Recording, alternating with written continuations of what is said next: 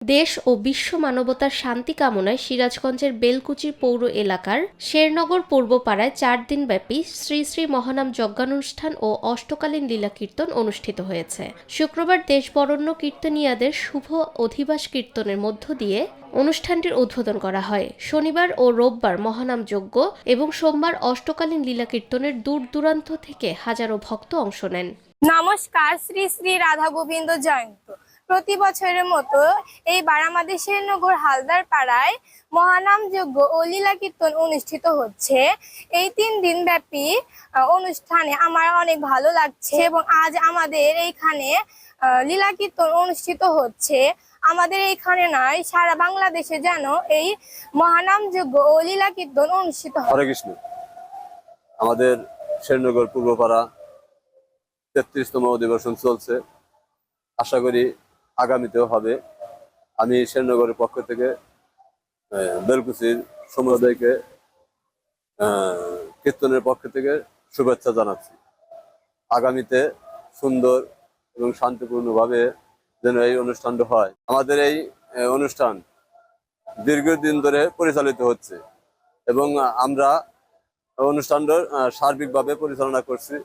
দেশ এবং শান্তির লক্ষ্যে আমরা এই অনুষ্ঠানটা পরিচালনা করছি। মানব জাতির কল্যাণে আমরা বিশ্ব শান্তির লক্ষ্যে সবাই আমাদের সার্বিক সহযোগিতা করেছেন, তাদেরকে আমি শুভেচ্ছা জানাচ্ছি। ভক্তবৃন্দ সবাই আমাদের এই জায়গায় আসছে, হিন্দু আছে, আমাদের কীর্তন খুব সুন্দর হয় এবং জায়গায় জায়গায় থেকে ভক্তবৃন্দ আছে, আমাদের কীর্তন শোনে, খাওয়া দাওয়া করে। মানুষের কল্যাণের জন্য কীর্তনটা আমরা করি।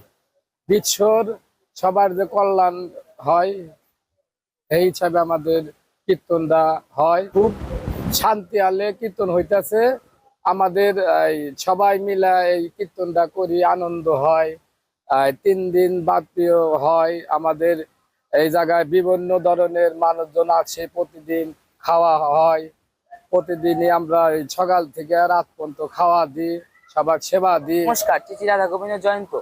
প্রতি বছরের মতন আমাদের এখানে মহানাম এবং লীলা কীর্তন অনুষ্ঠিত হচ্ছে। হরে কৃষ্ণ। আমাদের শেরনগর পূর্বপাড়া হলদার ইয়েতে আমাদের লীলা কীর্তন অনুষ্ঠান হচ্ছে। আমাদের এই লীলা কীর্তন হলো আরো যুগ যুগ হবে, আমরা এটা আশা করতে।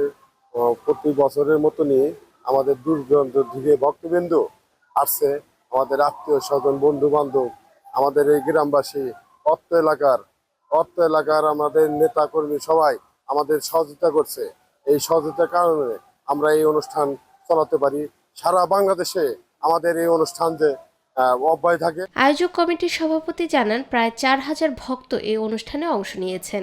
সাধারণ সম্পাদক বলেন, স্থানীয় নেতৃবৃন্দের সহযোগিতায় অত্যন্ত শান্তিপূর্ণ ও উৎসবমুখর পরিবেশে অনুষ্ঠানটি সম্পন্ন হয়েছে। রাস কীর্তনের মধ্য দিয়ে 4 দিনব্যাপী এই আধ্যাত্মিক আয়োজনের সমাপ্তি ঘটে। নিরপেক্ষ, সত্য প্রকাশে আপোষহীন।